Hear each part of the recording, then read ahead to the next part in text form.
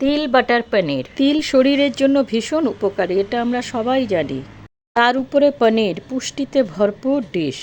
খুব কম তেলেই রান্নাটা হয়ে যায়, দেখতে থাকুন। ফ্রাই প্যানে 2 চামচ তেল দিয়ে দিলাম গ্রেট করা পেঁয়াজ। এদিকে আমি একটা পেস্ট বানিয়ে নিচ্ছি। নিলাম বেশ কিছুটা তিল, 4 মগজ, রসুন, কাজু, কিশমিশ, আমন্ড 3টেকে একসঙ্গে করে নিয়েছি। 4টে শুকনো লঙ্কাকে গরম জলে ভিজিয়ে রেখেছিলাম, সেই লঙ্কাটা নিয়ে নিলাম। একসঙ্গে পেস্ট বানিয়ে এবার দিয়ে দিলাম বেশ কিছুটা টক দই, ওটাও একসঙ্গে পেস্ট করে নিয়েছি। পেঁয়াজটা ভাজা হয়ে গেছে, এখন মশলাটা ঢেলে দিলাম হলুদ, কাশ্মীরি রেড চিলি পাউডার, পরিমাণ মতো নুন, 1 চামচ গুড়।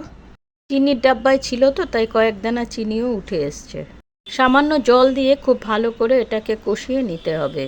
মশলা থেকে তেল ছেড়ে যখন এরম পর্যায়ে আসবে তখন দিয়ে দিলাম গ্রেট করা পনির।